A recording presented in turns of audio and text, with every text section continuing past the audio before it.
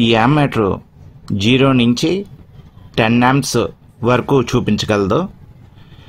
ఈ యామ్మీటర్ని బ్యాటరీ ఛార్జెస్లో ఉపయోగిస్తారు. అలాగే నీలం మోటారు స్టార్టర్ బాక్స్లో కూడా దీన్ని ఉపయోగిస్తారు. ఈ యామ్మీటర్లో ఏమేం పార్ట్స్ ఉంటాయన్నది నేను మీకు చూపిస్తాను. ఈ సైడ్ స్క్రూస్ ఉంటాయి. ఈ సైడ్ స్క్రూస్ నేను రిమూవ్ చేశాను. ఈ స్క్రూస్ అన్నిటిని నేను రిమూవ్ చేశాను ముందే. చూడండి ఇలా ఉంటుంది.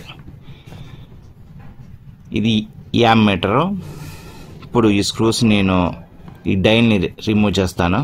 రిమూవ్ చేసి మీకు చూపిస్తాను. ఈ స్క్రూ ఉంది కదా, ఈ స్క్రూని తీసాం.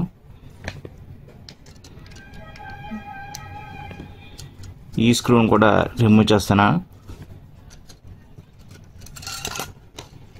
ఈ డైల్ రిమూవ్ చేశాను. ఈ యామ్మీటర్లో ఏముంది? ఈ యామ్మీటర్లో ఈ వైండింగ్ వైర్ ఒకటే ఉంది. చూసారు కదా, ఇదంతా వైండింగ్ వైర్.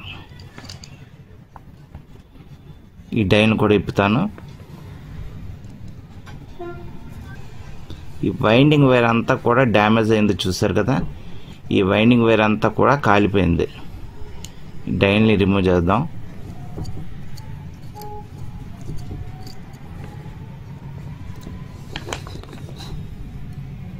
చూడండి ఈ డైల్ ఎలా ఉంది.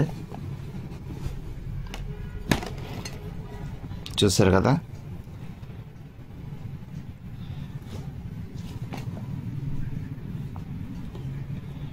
ఇలా ఉంది డైల్.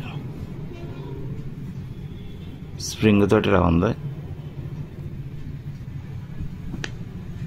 డైల్ని రిమూవ్ చేస్తాను. చూడండి ఇందులో ఉన్నది ఏమీ లేదు, జస్ట్ వైండింగ్ వైర్ ఉందంతే.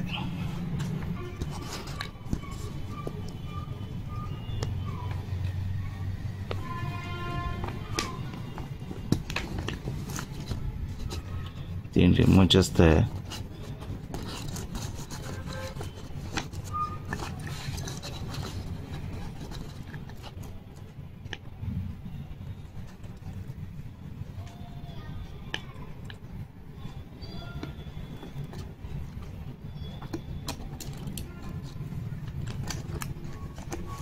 ఇలా వచ్చింది వైండింగ్ వైర్.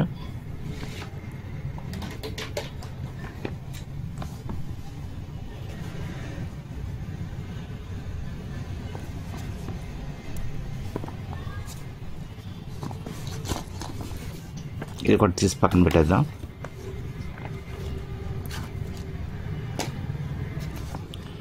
చూడండి ఇదంతా వైండింగ్ వైర్ కాలిపోయి ఉంది. ఈ యామ్మీటర్లో చూస్తే ఏమీ లేదు,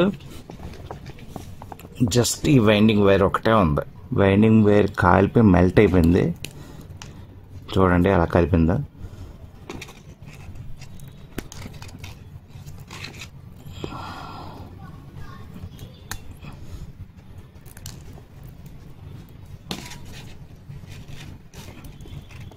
కాలిపోయిందన్నమాట. వైండింగ్ మొత్తం కాలిపోయినట్టే. చూసారు కదా బ్లాక్ కలర్లో. ఈ కలర్లో ఉండాలి. కాపర్ కలర్లో ఉంది చూసారా, ఈ కాపర్ కలర్లో ఉండాలన్నమాట వైండింగ్ వైర్. ఈ కాపర్ కలర్లో ఈ వైండింగ్ వైర్ అంతా ఉండాలి. ఇదంతా కాలిపోయింది వైండింగ్ వైర్ అంతా. సో ఈ యామ్మీటర్ని ఇప్పుడు మీకు చూపించాను.